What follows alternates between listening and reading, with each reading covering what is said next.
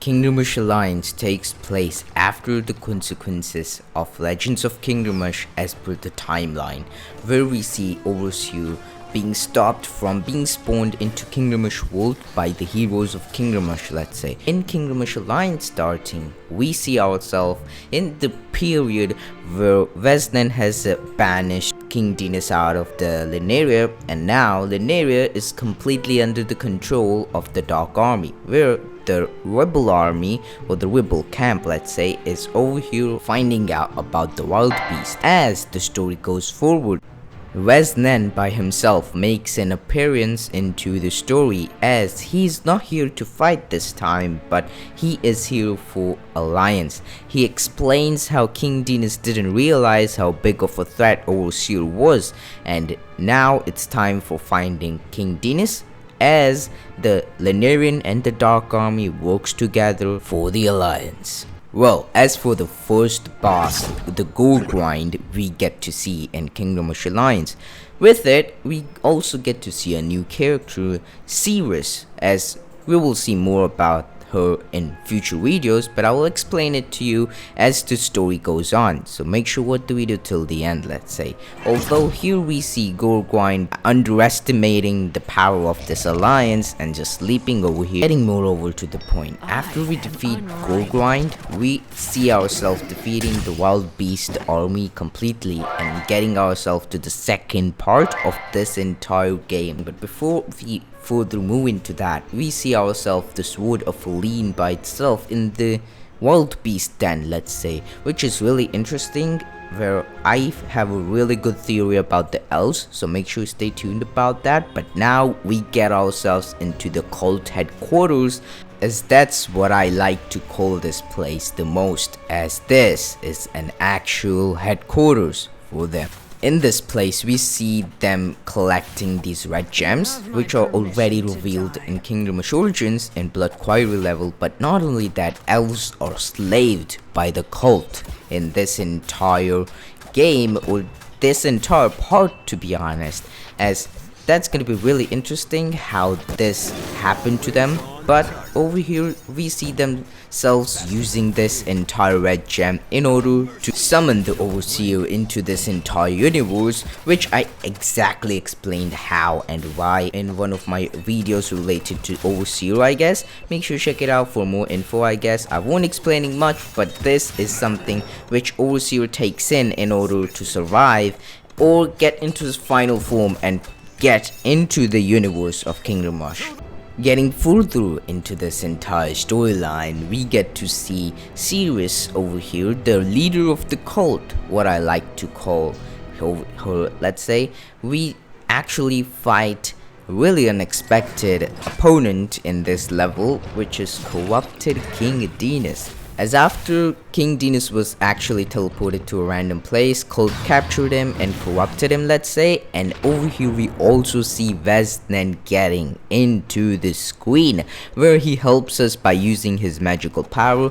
He has 3 power to use, whether he can capture King Denas and stop him from moving, attack Cirrus, and spawn demons around the map, which is good enough, I guess. But after we defeat him, King Denas looks in real pain, but Cirrus gets out of our hands once more and escapes from that portal to the final area. Getting to that point in a bit, although we see ourselves getting King Denas holding the sword of Lean and getting pured by the sword, as he is worthy for this entire sword.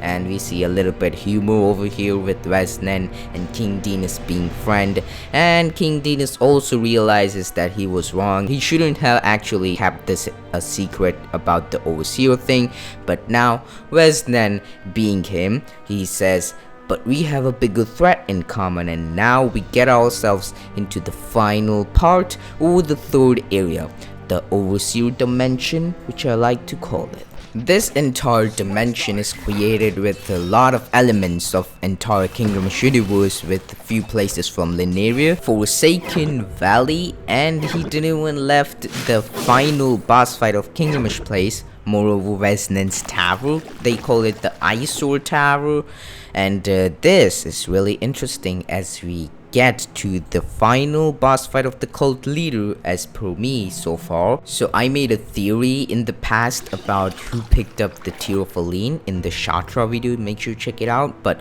over here I talked about who picked it up, and now it's clear that it's someone from the cult, and moreover aka Sirius, I guess, who makes it the obvious person to get it from the cult. And moreover, this picture is explaining more about the Overseer, as Vez'nan thinks what could possibly happen if Overseer got here and didn't got in control. So that's just an imaginary picture in his mind, to be more honest, instead of imagining the Overseer to be like so.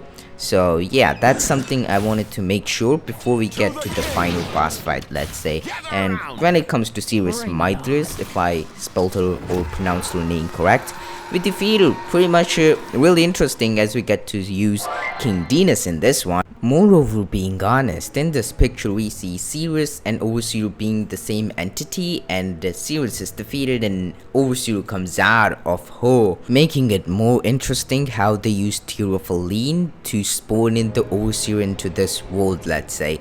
Although we see even more cinematic scenes or comics as Vez'nan literally traps in a complete godlike creature by his bare hand. Always remember, he's just a mortal like rest of the characters. Still, he gives up such a great fight against the Overseer. Now when I talk about this boss fight, the Overseer doesn't look as how Vez'nan imagined him to be. I have a good theory for that. This is no lore confirmation, although this is what I personally think. So here it is. So we defeated Overseer, or stopped him from spawning into the Kingdom Rush universe 2 times. First of all, in Legends of Kingdom Rush, where he's completely stopped by the heroes, and in Kingdom Rush Alliance, where Sirius or the cult members were planning to spawn him back in after their first plan got spoiled, let's say. This is the time where we get to see like the weak version of the Overseer, as he got nerfed so many times, so he couldn't get in his old form. But this is the Overseer.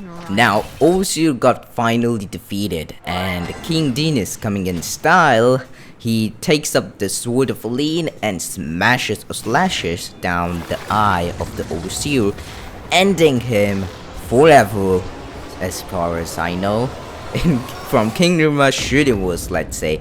So yeah, that's pretty cool, as I really like the ending, especially the post credits, as we see Overseer, no, this cannot be, and now they're like, oh, what now? And Vez'nan is like, they just need their king now, my mission is done. And now they're like happy, completely unaware of what Vez'nan is planning behind the scenes, let's say, and everyone's like partying, having fun.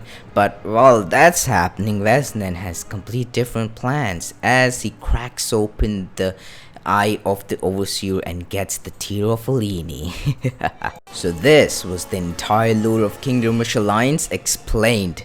Moreover, do I think Overseer might come back in Kingdom Rush? No, but I definitely think Overseer will make his appearance in Kingdom Rush in Ironhide's games, as he said he will be back. So I think Overseer is not done yet in Ironhide's universe, let's say, at least. So yeah, that's the theory for me. And let me know if you have any lore ideas which you would love to watch on my channel. I'll research it and put it down together as what I think. I really love making videos for you guys. So if you enjoyed this one, make sure you hit that subscribe button, as it helps me out a ton. And I really love how you guys are loving this game. They did such a great job in making this one. So this is gonna be me, Prahant, signing out of this one.